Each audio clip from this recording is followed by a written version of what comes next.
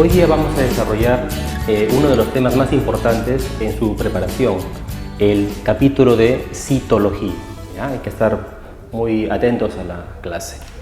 Antes de explicar lo que es la citología, tenemos que entender bien claro algunos conceptos. Por ejemplo, que todos los seres vivientes, todos sin excepción alguna, están conformados por células. Desde una simple bacteria hasta un organismo complejo como usted, está formado por células. La diferencia es que algunas células son más pequeñas, ya en el caso de las bacterias por ejemplo, y además son muy simples, muy sencillas. En cambio, en organismos complejos como los seres humanos o las plantas, sus células tienen más estructuras que poder explicarlas. Todo el estudio de la citología se inició hace ya muchos siglos atrás, cuando Jensen inventó el instrumento que se requiere para poder observar una célula. Si usted recuerda, para poder ver una célula es necesario un instrumento llamado microscopio, sin el cual es imposible ver una célula. Pero la historia de la citología empieza cuando Jensen inventa el microscopio. Entonces, un antecedente importante es que Jensen fue el inventor del microscopio. ¿Ya? Eso fue ya hace siglos atrás. Sin embargo, tuvieron que pasar muchos años para que Anthony von Leeuwenhoek pudiera hacer dibujos gráficos a mano sobre lo que observaba en el microscopio, ¿ya? Y él incluso plasmó estos gráficos en sus textos. Él fue el primero, por lo tanto, en dibujar microorganismos. No sabía que eran células, solamente dibujaba lo que él observaba.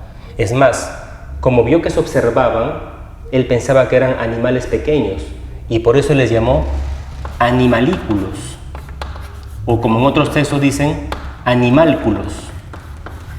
¿Qué son los animálculos o animalículos?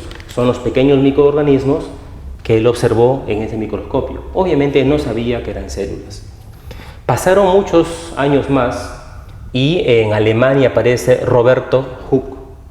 Él es muy importante en la historia de la citología porque él justamente propone el término célula. Ya la palabra célula, el término célula, deriva justamente de un vocablo que él propuso. Él propone, por lo tanto, la palabra célula. La historia es interesante. Cuentan que él observó en láminas de corcho, tienen que entender eso bien, cuando observó láminas de corcho, él observó unas pequeñas celdas o celditas.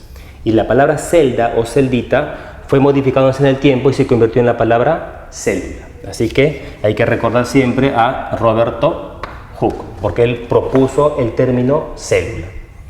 Sin embargo, había todavía una discusión entre los botánicos y los zoólogos para definir quiénes presentaban estas células.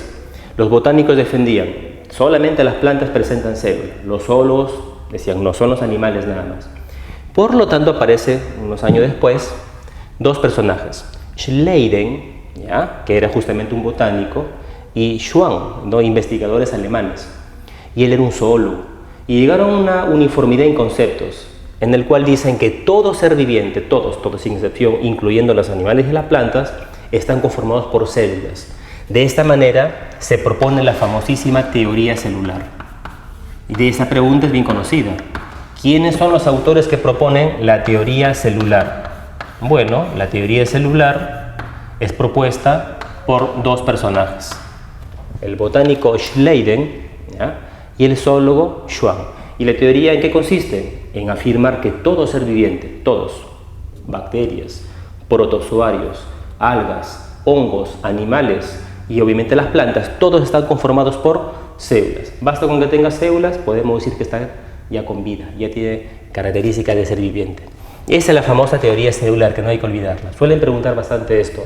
¿Quiénes son los autores que proponen la teoría celular? Que tenemos que marcar Schleiden y Schwann. ¿Qué dice la teoría celular? Todos seres vivientes, todos están conformados por células. Y años después, otra vez en Alemania, aparece este personaje, Rodolfo Virchow, y él propone algo interesante. Básicamente lo que hace es confirmar, fortalecer la teoría propuesta por ellos. ¿Qué dice Virchow? Propone lo siguiente. Propone el origen de la célula, ya que se ponían a preguntar cuál es el origen de la célula, de dónde viene la célula. Y él dice algo bien interesante. Él propone que toda célula deriva de otra célula. Ya, interesante, ¿no? Toda célula deriva de otra célula. Otra vez, ¿quién es el autor que propone el siguiente aforismo? Toda célula deriva de otra célula. Rodolfo Virchow. De esta manera se logra explicar cómo van las células generando nuevos organismos. ¿Ya? Entonces, este más o menos es el esquema que tienes que recordar con respecto a la historia o los antecedentes básicos de la citología. Como sabemos, la citología es una de las disciplinas de la biología que estudia la célula, su tamaño, forma, estructura, función. Pero todo esto empezó con la historia que estos personajes han marcado. Jensen, con su invención del microscopio, Anthony von Leeuwenhoek, al dibujar los microorganismos que él observaba, llamó animalículos o animálculos, como también se les suele llamar. ¿Ya? Es más, comentan que él fue el primero en dibujar espermatozoides, imagínense. El primero en dibujar amebas, y todo esto en sus textos. Robert Hooke propone la palabra célula, la cual tiene un origen, se acuerda, interesante, ya que él observó celdas en las láminas de corcho a través del microscopio. Y las celdas que él vio, la palabra celda formó luego célula. Luego aparece Schleiden y Schwann, quienes proponen la teoría celular. Todo organismo, todo ser viviente está formado por células. Y luego termina Virchow diciendo que toda célula deriva de otra preexistente, ¿no? Y posteriormente más investigadores a nivel mundial van aportando a la citología. Pero existen gran cantidad de formas y tamaños en las células. ¿Ya? La cantidad de formas que uno puede observar en el microscopio es impresionante, ¿no? Tamaños diversos, pero algo en común tienen todas ellas: el tamaño. Todas las células que se pueden observar son muy pequeñitas y por eso se requiere el microscopio. Entonces tenemos algo en común en ellas: el tamaño microscópico. Para eso se utiliza una unidad de medida que se conoce como la micra. Acá el término es micra, se abren micrómetros, los micrómetros. Entonces tenemos que entender qué es un micrómetro. Imagínense que esto sea un metro, pues, ¿no? Una medida de un metro. ¿Ya? Esto hay que dividirlo en 1000 partes. ¿Ya? Coja usted una de ellas. Esa parte que usted sacó se representa como 10 a la menos 3. 10 a la menos 3. ¿Ya? Coja esa y vuélvalo otra vez a dividir en 1000 partes. Así de pequeño es una micra. Sería 10 a la menos 6. Así es el tamaño de una micra, súper pequeñitos. Acá lo he puesto. Una micra equivale a 10 a la menos 6 metros, súper pequeñitas. Como por ejemplo podemos mencionar el tamaño de un glóbulo rojo, llamado también eritrocito. Los eritrocitos o glóbulos rojos son las células que están en su sangre, transportan gases, transportan oxígeno a sus tejidos. Bueno, este eritrocito o glóbulo rojo, como le suele llamar, mide más o menos 7 micras, para que vea usted de diámetro. 7 micras. Sin embargo, hay organismos, hay células mucho más pequeñas todavía, como ocurre con ciertas bacterias que llegan a medir hasta 1 micra, súper pequeñitos. Y siempre hablamos el mismo término, micras.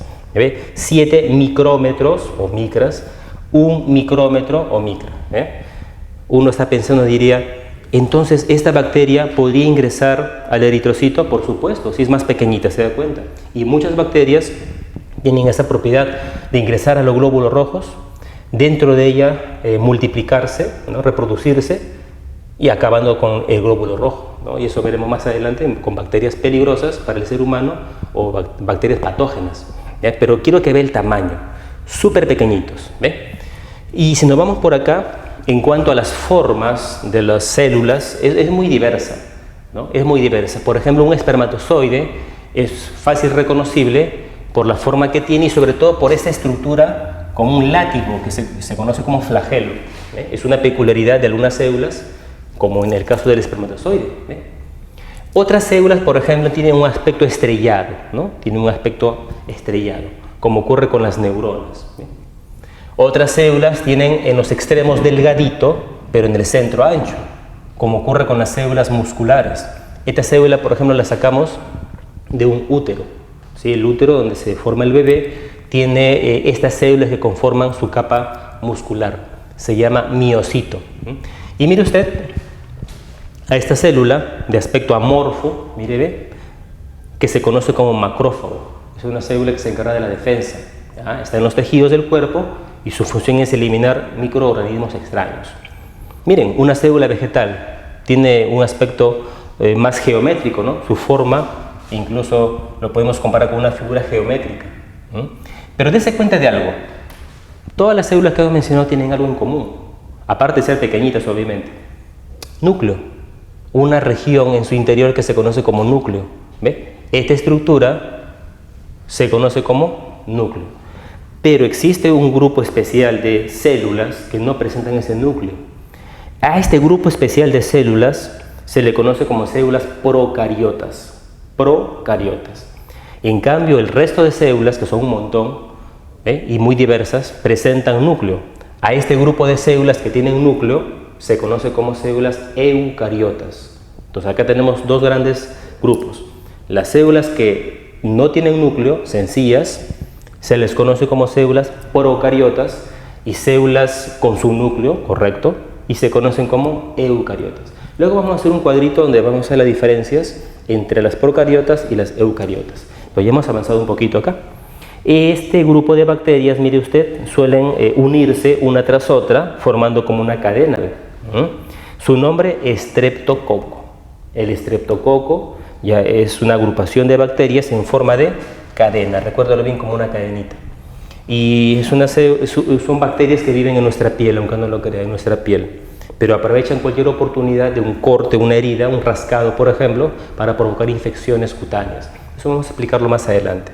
Pero quiere usted que vea entonces la gran cantidad de formas, tamaños y colores que hay en las células. Y no olvide usted la diferencia entre células con núcleo, llamadas procariotas o eucariotas. Eucariotas. Y el grupo de células más sencillas que, como usted ve, no tienen núcleo, que se llaman las procariotas. Muy bien. En esta parte vamos a ver las diferencias entre las células procariotas y las eucariotas. ¿Ya? Vamos a escribir. Aquí son las células procariotas y aquí las células eucariotas. La principal diferencia, como hemos explicado hace un momento, es el núcleo. Mire, acá está el esquema. Una bacteria, como se da cuenta usted. Solo que esta bacteria tiene un aspecto un poquito más alargado. Ya no son esferitas como dibujamos hace un momento. Cuando usted ve una bacteria que tiene forma esférica, llámelo coco, así, coco. Y si ves una bacteria de forma alargada, llámelo bacilo, bacilo. Bueno, esto sería un bacilo. Y como ve usted, no veo el núcleo.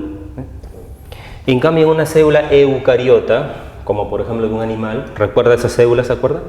De extremos delgados y en el centro un poquito más ancho, se llama miocito, que lo sacamos del útero. Bueno, acá se ve el núcleo. Tremenda diferencia, ¿no? Sin núcleo, con núcleo. Hay más diferencias. Por ejemplo, una célula procariota es bien simple al interior. Vamos a explicar en breves momentos que esta zona interna se llama citoplasma. Súper simple, bien sencillo. Pero si analizáramos el citoplasma de una célula eucariota, súper complejo, con un montón de pequeños órganos internos, llamados organelas, que los diferencia tremendamente del anterior. Pero vamos con calma. Tremenda diferencia. La célula procariota no tiene núcleo, sin núcleo. La célula eucariota con núcleo. Específicamente ocurre lo siguiente.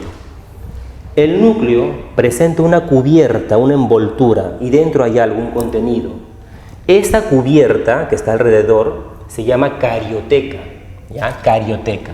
Por lo tanto, las células eucariotas tienen esta envoltura llamada carioteca. Obviamente eso falta en las células procariotas.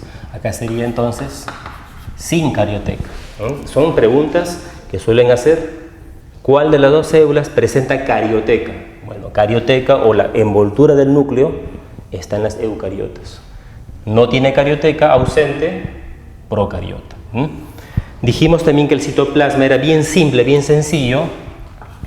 Un citoplasma simple, sencillo en las procariotas. Una bacteria, por ejemplo, súper sencilla.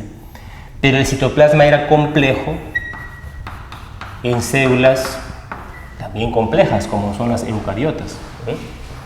Justamente una de las estructuras internas que tiene una célula, ya sea procariota o sea eucariota, es una pequeña estructura llamada ribosoma. Eso es algo interesante. Las dos presentan ribosoma, las dos. Acá adentro hay ribosoma y acá también hay ribosoma. La diferencia es el tamaño. Y la unidad que se utiliza para describir el tamaño de esos ribosomas se llama Svedberg. Vamos a ponerlo de repente en este rinconcito. Svedberg.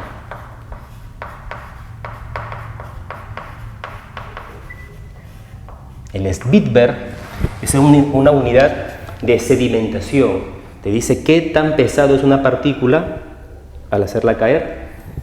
Entonces dicen que los ribosomas de estas células tienen un valor de 70 Svedberg. Solo que como es muy largo para escribirlo, usan la letra S mejor, más rápido, ¿no? Dicen ribosoma 70S. Esa es la unidad que le han dado.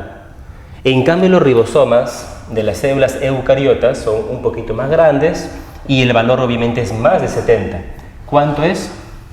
80 Svedberg, ¿ya? O más rápido 80S. Así usted lo va a encontrar en los textos.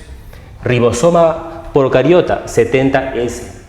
Ribosoma eucariota 80S. Ya sabemos qué significa la S. Es una unidad llamada Svedberg. Ya acá también lo voy a anotar por aquí. El Svedberg. Bueno. ¿Y por qué es importante que tengan ambas células estos ribosomas, ya sea pequeño o sea grande? Ya sea de 70S o sea de 80S. Porque estos ribosomas, que explicaré en breves momentos, tienen una función importante en la célula, es la de producir proteínas. ¿Se acuerdan que vimos la clase pasada de proteínas? Que eran súper importantes en una célula.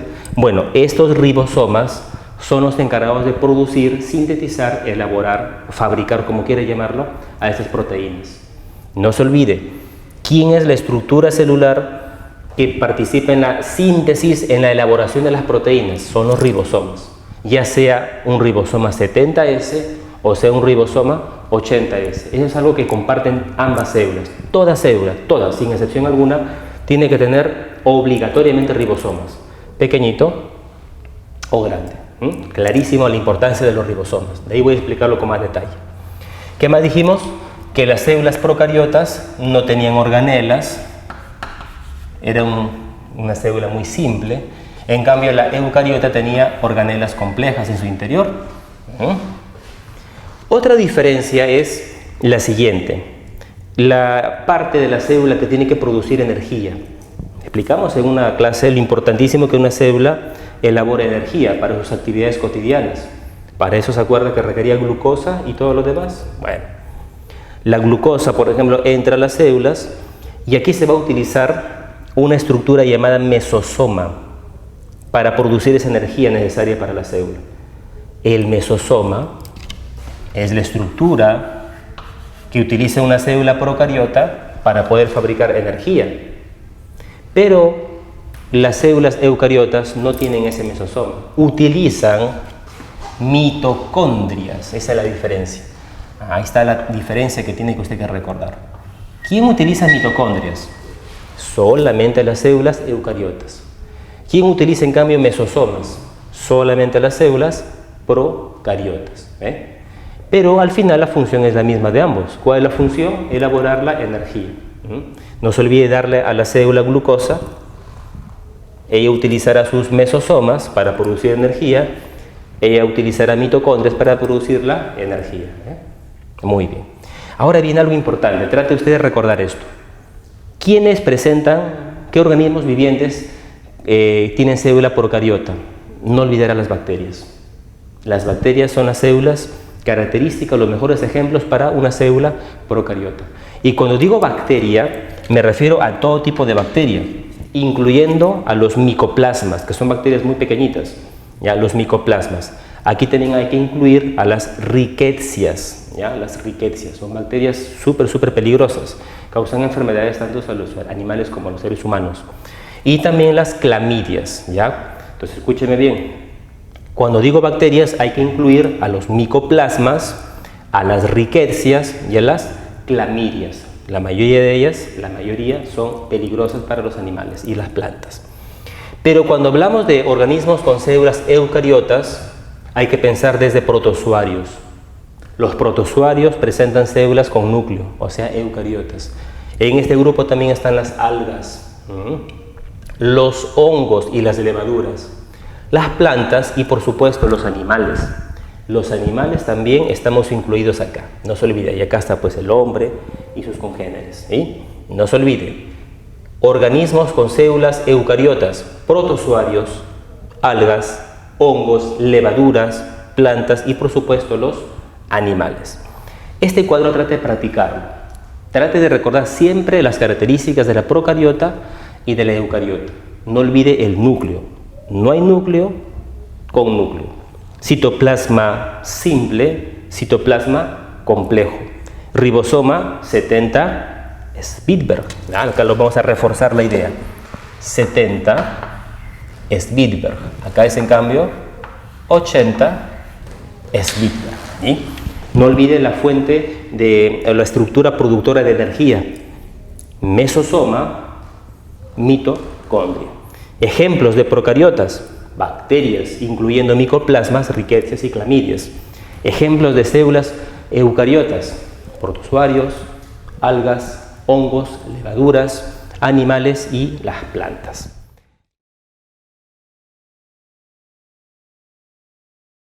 Bien, en este cuadro comparativo vamos a ver algunas semejanzas y diferencias que hay entre la célula procariota y la eucariota. Hay cosas que comparten. Por ejemplo, comparten la presencia de una membrana de naturaleza lipídica, vimos ya en la clase pasada los lípidos, y un poco de proteínas también. Entonces, esta membrana lipoproteica tiene que estar en ambos lados, en ambas células. Acá le hemos puesto, mire usted, de color amarillo por aquí. ¿Ve? Esto representaría, por lo tanto, la membrana celular. No olvide usted la composición química de la membrana celular. Es lipoproteica. O sea, es una mezcla de lípidos con proteínas. Y lo explicamos con detalles. Ambas células, las dos, tienen que tener obligado su membrana, pues. La membrana lo separa a la célula del entorno en que se encuentre, de su hábitat, de su medio externo. Las dos tienen membrana celular, obligada. Pero lo que marca la diferencia es una cubierta que se encuentra por fuera de la membrana. Esta cubierta es exterior y se conoce con el nombre de pared. Pared. La gran mayoría de las células procariotas, la gran mayoría, por no decir todas, al 100%, tienen esta pared celular. La gran mayoría, casi todas. Hay excepciones, obviamente, y justamente esas pequeñas excepciones son las que preguntan a veces en los exámenes. Como por ejemplo, ¿no? ¿Cómo se llama la bacteria, o sea, la célula procariota, que no tiene pared celular? Bueno, son los micoplasmas. ¿Te acuerdas que vimos los micoplasmas? Los micoplasmas son bacterias muy especiales. Aparte de ser súper pequeñitas, les falta esa pared. Pero luego el resto, la mayoría de las bacterias, de las células procariotas, tienen su pared. Pues, tienen su pared, ¿ve? Muy bien. Pero las células eucariotas no siempre tienen pared. Algunas sí, otras no. Por eso vamos a colocarlo por acá. Algunas células eucariotas presentan pared. Algunas nada más. Algunas presentan pared. Por ejemplo, una célula animal no tiene pared celular, pues. No tiene pared celular. En cambio, una célula vegetal, por ejemplo, sí tiene pared celular. ¿Ve? Ahí está la diferencia. Algunas presentan pared celular. Ya vamos a explicar con más detalle eso, ¿ya? Pero si nos preguntaran la diferencia entre ellas en cuanto a pared, hay que tener cuidado. ¿Las procariotas tienen pared? Sí, casi todas, excepto los micoplasmas, no se olviden. Si nos preguntaran sobre la pared de la eucariota, yo diré algunas células eucariotas, como de las plantas, como de los hongos, por ejemplo, tienen pared. Otras, como los animales, los protozoarios, no tienen, obviamente, ¿ya? Mucho cuidado con eso. ¿Qué más explicamos? El citoplasma Los dos tienen citoplasma, obviamente, ¿no? Los dos tienen citoplasma. Pero dijimos que el citoplasma simple está acá, sencillo. Citoplasma complejo está por acá. ¿Se acuerda que explicamos que había una estructura que compartían ambos? Solamente que marcaba la diferencia el tamaño. El ribosoma. Ahí está. Ribosoma. ¿Se acuerda el valor? 70S para las células procariotas. Y aquí el ribosoma era un poquito más grande el valor. Ribosoma 80S.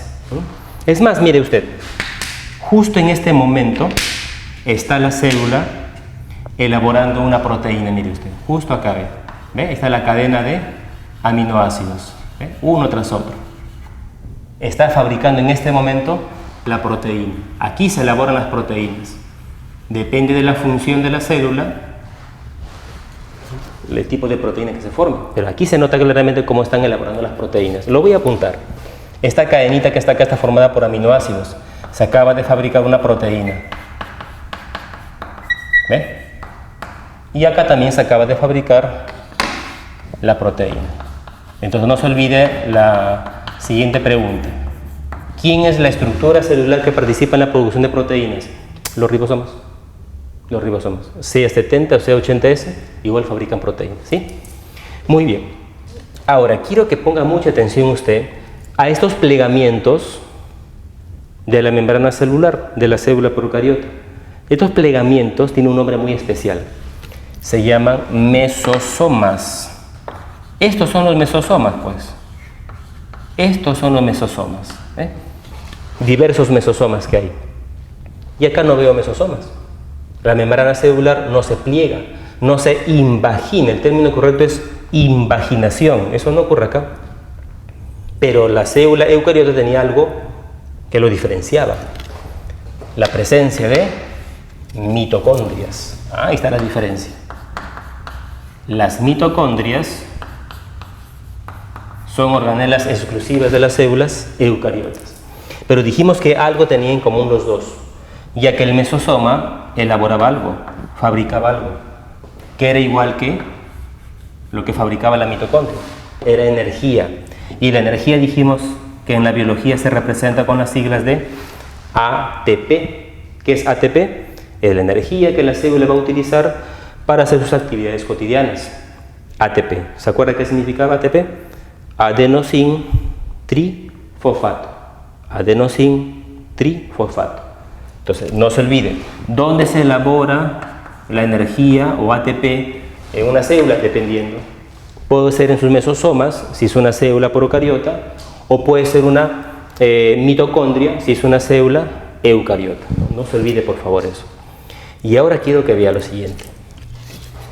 Núcleo en una eucariota, no hay núcleo en la célula procariota, pero la cubierta es lo que llama la atención. ¿Se acuerda cómo se llama esta cubierta que rodeaba el núcleo? Se llamaba así, carioteca. Y como nos damos cuenta, mire usted, acá no hay esa cubierta, no hay carioteca acá. Lo ponemos por eso. Aquí no existe carioteca. Acá no hay carioteca. Lo apunto acá. No tiene carioteca. Y ahora mire el interior. Dentro del núcleo encontramos, como recuerda usted, clase pasada, el material genético. Es decir, el ADN. Aquí se ve el ADN. Y quiero que lo compares con el ADN de una bacteria, de una célula procariota. Hay tremendas diferencias que tienes que recordarlas. En primer lugar, vea usted la forma. El ADN de una célula eucariota, de un animal por ejemplo, tiene la forma lineal. Pero en cambio el ADN de una célula procariota tiene forma circular. Tremendas diferencias. Eso preguntan bastante. ADN circular. Y acá encontramos ADN de tipo lineal. Repetimos. ¿Quién presenta ADN lineal? Las eucariotas. Animales, plantas, hongos, protozoarios, algas. ¿Quiénes tienen ADN circular? Procariota. bacterias. Aparte de eso, existe, ¿se acuerda la clase pasada? Unas proteínas que acompañan a este ADN. Numerosas proteínas que se van enlazando con el ADN. Esas proteínas se llaman histonas. Ya, eso vimos en la clase pasada. Las proteínas histonas. Esto en cambio no veo acá. El ADN de la célula procariota no tiene histonas. Acá lo voy a anotar sin histonas. Ahí está la diferencia. Y hay más diferencias que ya poco a poco se irá mencionando, pero estas son las más importantes que tienes que saberlas hoy día. ADN simple, lineal, mire usted, numerosos incluso, puede haber varios de ellos, con sus histonas, cubiertos con una carioteca para formar el núcleo verdadero. Todo eso son características de la eucariota. ADN en cambio circular, único, sin esas histonas, sin la carioteca, sin el núcleo verdadero, en las células procariotas. Entonces hacemos ahorita el resumen: procariota versus eucariota. Empezamos. ¿Qué tenían en común ambos? Membrana celular. ¿De qué estaba hecho? Fosfolípidos, recuerda, fosfolípidos y proteínas. Función: protegerla separada del entorno en que se encuentra. Con respecto a la pared, ¿cuál era la diferencia? Que la mayoría de las procariotas tenían su pared. Es más, el compuesto químico presente en esta pared ya sabemos cuál es. Si son bacterias, ¿se acuerda la primera clase? Si son bacterias, la pared está compuesta de mureína, ¿de acuerdo? Llamado también peptidoglucano. Eso en cambio es tremendamente diferente de la pared que hubiera acá en una eucariota, ya que algunas células presentan pared y no es del mismo material que está acá. Por ejemplo, si fuera un protozoario, no hay pared. Si fuera una célula animal, tampoco hay pared. Pero si fuera una célula, por ejemplo, tipo alga o de una planta, la pared que tuviera está hecha de celulosa. Si fuera una célula, por ejemplo, tipo hongo, su pared está compuesta por quitina. Tremenda diferencia. Entonces la pared, tenga mucho cuidado. Hay algunos que creen erróneamente y empiezan a comparar así. Procariota con pared, eucariota sin pared. Error. Así no es. Ambas pueden tener pared. Lo que cambia es la composición química. De una bacteria, la pared de que está conformada, vimos, mureína, llamado también peptidoglucano. En cambio de una eucariota, dependiendo del tipo de célula. Plantas y algas, pared con celulosa. Hongos, quitina. Protozoarios de animales no tienen pared. Mucho cuidado. Si nos hacemos el resumen de los ribosomas, 70S procariota, 80S eucariota. ¿Qué en común tienen? Que fabrican ambos proteínas. Si hacemos la comparación en citoplasma simple en la procariota, citoplasma complejo en las eucariotas. Comparemos ahora la estructura formadora de energía: mesosoma en la procariota, mitocondria en la eucariota. Ambos fabrican energía, ATP. Y ahora viene la parte más delicada: el núcleo. Sin núcleo la procariota, con núcleo la eucariota. Carioteca, eucariota. Sin carioteca, procariota. ADN lineal, único. Acá son numerosos. ADN numerosos. Y siempre con sus proteínas histonas en las eucariotas. En cambio, ADN circular, único, sin histonas, lo encontramos en las procariotas. Les recomiendo que este cuadro también lo practiquen. Suelen preguntar bastante comparaciones entre la célula procariota y la eucariota. Y no olviden los ejemplos. ¿Quiénes son las procariotas? Las bacterias, no se olviden, las bacterias. ¿Y quiénes son las eucariotas? Protozoarios, algas, hongos, plantas y por supuesto los animales.